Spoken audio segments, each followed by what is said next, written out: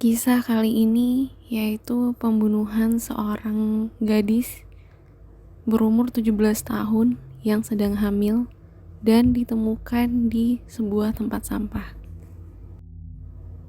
Brianna Roselang adalah seorang gadis hamil berusia 17 tahun yang dibunuh oleh Aaron Trejo di Mishawaka, Indiana lebih dari 2 tahun yang lalu. Sekitar pukul 11 malam pada 8 Desember 2018, Brianna yang sedang hamil 6 bulan dengan seorang bayi perempuan dan seorang junior di SMA Mishawaka telah memberitahu ibunya Melissa Wallace bahwa dia akan bertemu dengan Aaron yang saat itu berusia 16 tahun di gang di belakang rumah mereka. Aaron juga seorang siswa di sekolah menengah Mishawaka, di mana dia menjadi anggota tim sepak bola. Para pejabat menyatakan bahwa dia diduga adalah ayah dari bayi Brianna yang belum lahir, yang akan diberi nama Aurora Mackenzie Roselang. Dan mereka telah merencanakan untuk bertemu untuk membicarakan kehamilan. Saat mereka berada di luar, Wallace, ibu dari Brianna, tertidur. Ketika dia bangun jam 1 pagi, Brianna masih belum ada di rumah. Dia pergi ke rumah Aaron beberapa blok jauhnya untuk menjemputnya. Tetapi dia mengatakan kepadanya bahwa dia tidak melihat Brianna karena dia tidak pernah muncul di lokasi di mana mereka seharusnya bertemu. Setelah mencari putrinya selama berjam-jam dan menelpon teman-temannya, Wallace menghubungi Departemen Kepolisian Kabupaten Santa Joseph dan melaporkan Brianna Roselang hilang sekitar pukul 4 pagi pada 9 Desember 2018. Karena Aaron mungkin adalah orang terakhir yang melihat atau berbicara dengan Brianna, petugas polisi menanyainya tentang keberadaannya. Tapi dia berpegang pada ceritanya, menyatakan bahwa dia tidak pernah melihatnya malam itu karena dia tidak pernah muncul. Sementara itu, seorang petugas menemukan kacamata dan topi serta stoking berdarah di sebuah gang, menurut surat pernyataan. Lebih banyak darah ditemukan di dekatnya, dan itu membawa pihak berwenang ke tubuh Brianna.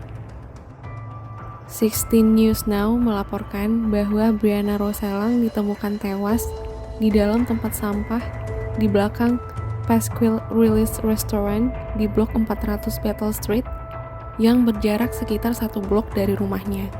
Sebuah kantong sampah telah ditempatkan di atas kepala dan tubuhnya. Otopsi menentukan bahwa Brianna telah ditikam beberapa kali, dan dia juga dicekik dengan syalnya. Petugas penegak hukum kembali ke rumah Aaron, tetapi kali ini mereka membawanya ke unit pembunuhan Metro Santa Joseph untuk diinterogasi. Dia mengatakan kepada penyelidik bahwa dia telah menghubungi Brianna untuk pertama kalinya dalam beberapa bulan untuk melihat bagaimana keadaannya dengan kehamilannya, meskipun faktanya dia tidak menginginkan bayi itu. Aaron mengatakan Brianna memintanya untuk bertemu dengannya di sebuah gang di belakang rumahnya. Dia setuju untuk bertemu dengannya di sana, tapi dia bilang dia tidak pernah muncul. Dia menunggu beberapa menit sebelum dia mengiriminya pesan teks. Ketika dia tidak menjawab, Aaron bilang dia pulang. Seorang detektif memberitahu Aaron bahwa ada bukti fisik dalam kasus itu yang tidak akan menguatkan ceritanya. Dia berhasil bertanya kepada Aaron Trejo apakah dia dan Brianna Roselang malam itu bertengkar tentang kehamilannya. Aaron mengatakan ya sebelum berkata Brianna menunggu terlalu lama untuk memberitahunya tentang kehamilannya. Pada saat dia mengetahuinya, sudah terlambat untuk melakukan aborsi, karena negara bagian Indiana melarang aborsi setelah 22 minggu. Ketika detektif bertanya apa yang dilakukan tentang dia menunggu terlalu lama untuk menyingkirkan bayi mereka, Aaron Trejo mengaku membunuh Brianna Roselang. Aaron mengatakan dia harus mengambil tindakan. Saya mengambil nyawanya setelah dia merenungkan pembunuhan mereka selama seminggu. Aaron menjelaskan bahwa ketika dia bertemu dengan Brianna di gang, Mereka tidak banyak bicara sebelum dia menikam jantungnya dengan pisau yang dia bawa dari rumahnya. Dia mengatakan dia memilih untuk membunuhnya dengan pisau karena dia pikir dia akan mati lebih cepat. Ketika dia jatuh ke tanah, Aaron mengatakan dia meletakkan kantong plastik hitam di atas kepalanya dan melemparkan tubuhnya ke tempat sampah di belakang sebuah restoran. Dia kemudian melanjutkan untuk membuang ponselnya dan senjata pembunuhan di sungai terdekat. Dia mengatakan dia melemparkannya sejauh yang dia bisa ke sungai. Menurut obituari atau riwayat kematian Breonna Rosellang, dia adalah orang yang sangat baik dan penuh kasih, yang mengabdikan diri pada atletik sejak dia bisa berjalan.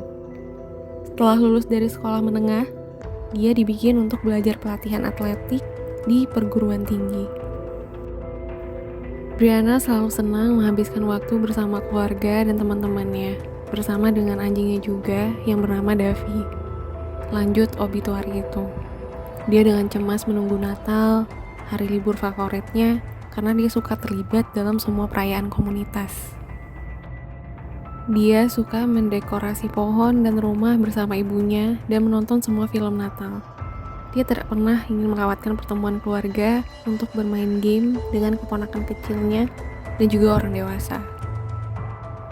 Pada pagi hari tanggal 17 Desember 2018, pemakaman Breonna Rosellang diadakan di New Life Baptist Church yang terletak di 1593 McKinley Highway di Osceola. Dia dimakamkan di pemakaman South Lawn di South Bend, Indiana. Setelah pengakuan Aaron, dia ditangkap dan didakwa sebagai orang dewasa dengan 1 pembunuhan dan 1 pembunuhan janin, atau penghancuran atau aborsi janin yang merupakan tindak pidana tingkat 3. Dia dimasukkan ke dalam penjara Santo Joseph, di mana dia ditahan tanpa jaminan. Pada 7 Januari 2020, Hakim Pengadilan Tinggi Elizabeth Hurley menjatuhkan hukuman 65 tahun penjara kepada Aaron Trejo di gedung pengadilan Santa Joseph County. Dia menerima hukuman 55 tahun karena penusukan fatal terhadap Breonna Rosellang dan 10 tahun karena membunuh bayi mereka yang belum lahir. Hurley memberitahu Aaron bahwa dia mengambil nyawanya dengan salah satu perilaku paling biadab dan kejam yang pernah saya lihat dalam karir saya.